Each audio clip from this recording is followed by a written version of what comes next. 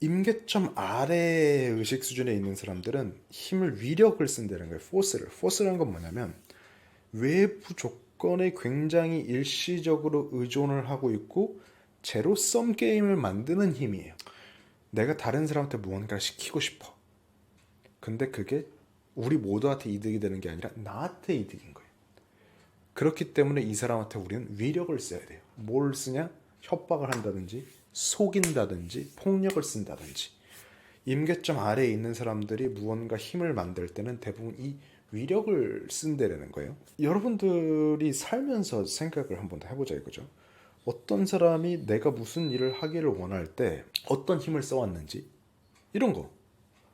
학교 다닐 때는 공부 안 하면은 저희 때만 해도 그냥 때렸어요. 이게 이제 전형적인 위력인 거예요. 뭐 아니면은 예를 들면은 시장 상인이 굉장히 질이 안 좋은 물건을 질이 좋은 거로 속여서 팔았어요. 이런 것도 이제 위력인 거죠. 이거는 이제 이기고 지고의 문제인 거예요. 제로섬 게임인 거거든요. 반대로 이제 상위 의식 수준에서 임계점 이상의 수준에서는 파워 능력이라는 걸 쓰게 되는데요. 이거는 인간의 내면에서 비롯되는 플러스썸적인 게임이에요. 예를 들어서 우리가 이렇게 차를 마시고 좋은 시간을 보냈다고 쳐봐요. 그럼 아무도 손해를 안 봐요. 모두가 좋은 거를 가져가요. 이게 이제 능력의 패러다임인 거예요. 어떤 사람과 어떤 사람이 거래를 할 때 이 사람이 가지고 있는 그 돈을 여기 줬어요. 그리고 이 사람도 자기가 가진 물건을 정직하게 팔았어요. 근데 이걸 생각을 해보면은 이 사람은 혼자서 이 물건을 만들려면 절대 이 돈으로 못 사기 때문에 이걸 사면서 이득이고, 이 사람은 자기가 생산시설을 가지고 있고 마진을 붙여서 팔았기 때문에 이걸 팔아서 이득이에요.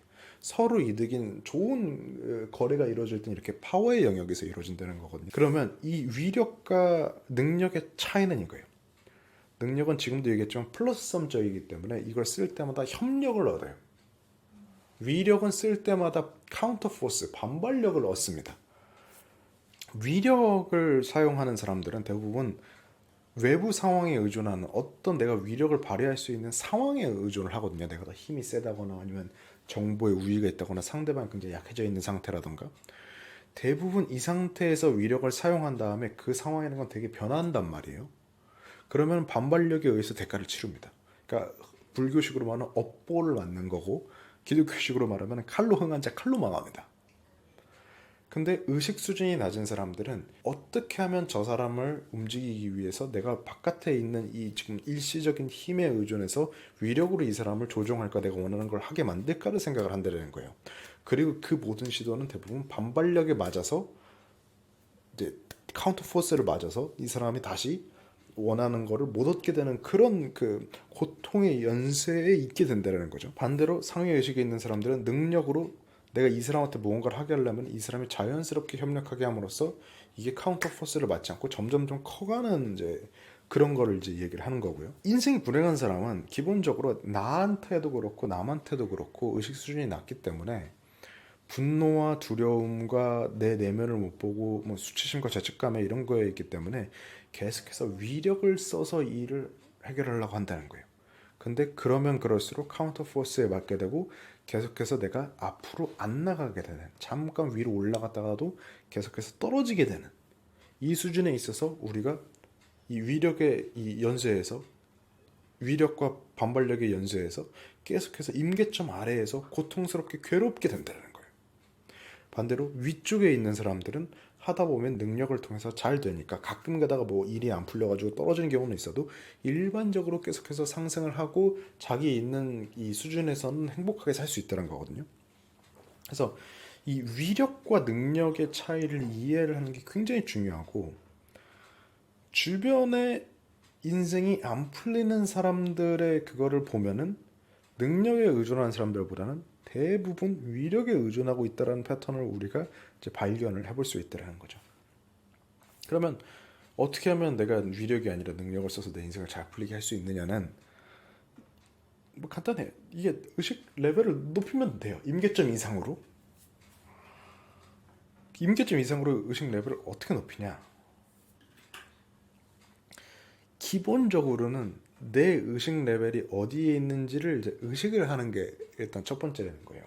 그리고 내가 위력을 쓰고 있다라는 걸 아는 거. 이게 계속해서 반발력을 하고 있어서 뺑뺑이를 계속 헛돌고 있다라는 거를 알아차리는 게 첫 번째거든요. 이거를 보면 돼요. 그 오은영 박사 나오는 금쪽이 프로그램들 보면 문제야 양육하는 부모의 양육 방식이 전형적으로 위력을 이용하는 거거든요. 애가 말을 안 들으면은 엄청나게 화내고 소리 지르고 얘를 때린다거나 한단 말이죠. 근데 그 위력이 반복이 되고 애가 크니까 반발력을 얻어요. 이제 애가 엄마를 때리고 애가 아빠를 때리기 시작한단 말이에요. 그러면은 그 임계점 아래의 두려움과 분노와 원망과 죄책감과 이 자존심 싸움에서의 그거에서 빠져나가지 못하고 계속해서 그 연쇄가 만들어져요. 이게 이제 어떻게 보면 그 축생도 지옥도인 거죠. 계속 만들어져요. 근데 여기서 벗어나려면 어떻게 되냐면 기본적으로 내가 그러고 있다는 걸 아는 게 일단 필요하다는 거예요. 대부분은 이런 어떤 지식이라던가 이 위력과 반발력에 대해서 이해를 못하고 있기 때문에 그냥 눈에 들어오는 대로 계속해서 자기의 패턴에 반응해서 또 화를 내고 또 위력을 쓰려고 그러고 또 협박을 하려고 하고 그러니까 어떻게든 협박할 수 있는 거리를 찾으려고 그러고 어떻게든 속일 수 있는 거리를 찾으려고 그러고 한다는 거예요. 근데 그러면 그럴수록 거기에 이제 신뢰가 없어지게 되는 거거든요. 자발적인 협력이 없어지고. 근데 여기서 이제 바꾸려면은 결국에는 이제 위력이 아니라 파워, 능력에 의존하는 패러다임으로 넘어갈 수밖에 없죠. 그래서 그 임계점이 용기인 거예요. 아, 나는 이제 더 이상 내가 위력을 쓰던 이 사람들을 협박하거나 속이는 게 아니고 다른 방식으로 나를 바꿔보겠다. 내가 다르게 행동해보겠다고 하는 용기가 이제 그래서 그 임계점인 거거든요. 그 위로 갈 수 있는. 그 다음부터는 이제 우리가 쓸 수 있는 어떤 능력의 그것 중에서도 가장 이제 쉬운 것들, 합리성의 영역에 있는 것들. 조금 더 상대를 수용해보고 상대방의 말을 들어보고 커뮤니케이션을 하려고 그러고 합리적으로 접근을 해보려고 그러고 근데 이걸 하기 위해서는 뭘 해야 되냐면 내가 기존에 가지고 있던 분노하는 패턴들, 자존심을 세우려고 하는 패턴들, 이 사람을 원망하고 어떻게든 조종하고 협박하고 내가 원하는 걸 하려고 하는 패턴들 이거에 대한 집착을 좀 포기를 해야지만 내가 이 합리성의 끌개장에 들어갈 수 있게 되고 그때부터 이제 능력을 쓸 수 있게 된다는 거죠. 내가 먼저 용서하겠다. 내가 먼저 그걸 해보겠다라고 하는 게 이제 용기의 어떤 지점인 거죠. 그래서 용기 이상의 지점에서 우리가 합리성과 커뮤니케이션과 이 사랑 어떻게 보면은 영감과 이 연민과 이런 감정의 힘을 써서 갔을 때 물론 안 풀릴 수도 있는데 이렇게 해서 풀렸을 때 이게 반발력을 안 맞고 유지가 되는 힘이 되는 거예요. 그래서 이거를 이해하시는 게 굉장히 중요하다. 사실 동서고금의 명상 연습들은 전부 다 이거를 쓰게끔 설계가 되어 있어요. 호킨스 박사에 의하면 이렇게 얘기를 해요. 모든 위대한 스승들은 각기 다른 언어로 하나의 메시지만을 전해왔다는 거예요. 높은 끌개장을 위해서 낮은 끌개장에 집착하는 걸 포기해라. 그러니까 내가 이 사람을 이기고 내 자존심을 챙기고 어떻게든 나 혼자 이득을 보려고 하는 그 제로섬 게임에서 이기는 걸 포기하고 높은 수준에서 같이 잘 되고 합리성과 사랑의 영역에서 잘 되는 거를 우리가 가져가는 거다. 근데 실제로 모든 가르침을 보면 그렇거든요. 뭐 불교에서도 그렇고 뭐 기독교에서도 그렇고 뭐 어디 그리스 스토이시즘 철학을 봐도 그렇고 심지어 뭐 동양 유교에서도 그렇고 뭐 다들 얘기하기는 뭐 사랑과 뭐 이런 걸 얘기를 하잖아요. 그래서 그런 수준에 내가 있는지 막 엄청나게 성인 군자의 수준까지 못 가더라도 적어도 원칙적으로 내가 한 발 양보하고 이 같이 갈 수 있는 의식 수준에 있는지 아니면 내가 지금 내 자존심과 분노와 내가 이 화내고 있는 상태에 있는지를 의식해서 어떤 힘을 쓰고 있는지를 알아야 반발력이 덜 만드는 거예요. 제가 요새 스레드를 열심히 하는데 스레드를 보면 이 위력과 반발력의 논리를 진짜 잘할 수 있어요. 굉장히 사는 사람들한테 상처 주는 메시지를 하는 사람들이 굉장히 많거든요. 근데 이 스레드라는 게 인간 세상을 다 축약해 놓은 거라서 한 이틀 있으면 이 사람 평생 먹을 걸 다 먹고 있어요. 그리고 이제 마음에 엄청난 상처를 입는 사람들도 있단 말이에요. 근데 재밌는 게 보면 그렇게 이 사람이 헛소리를 해가지고 상처를 입잖아요.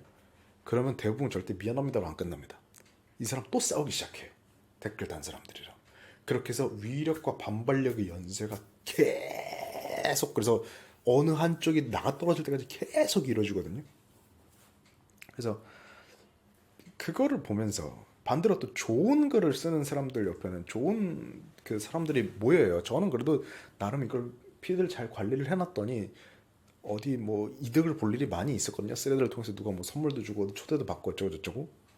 그러면서 이제 저는 누가 그 임계점 아래 이상한 자존심 싸움이라던가 이 키워드 배틀을 걸어올 때 웬만하면 안 받아주고 그냥 아 그러시군요 수고하세요 하고 차단을 한다거나 그냥 흘려 보낸단 말이에요. 그래서 위력이 위력으로 맞서지 않고 그냥 이렇게 합리적으로 아 가십시오 하고 보낸단 말이에요. 그렇게 되면은 사실은 저랑 제 스레드의 친구들은 스레드라는 시궁창에 있어서 행복하게 잘 지내고 있어요. 아니, 서로 이득을 보면서 잘 지내고 있어요. 그러면서 제가 스레드에 돈을 한 푼도 안 들었지만 금전적으로 이득을 좀 많이 봤거든요. 그러니까 이게 이제 파워, 능력으로 일어나는 거예요.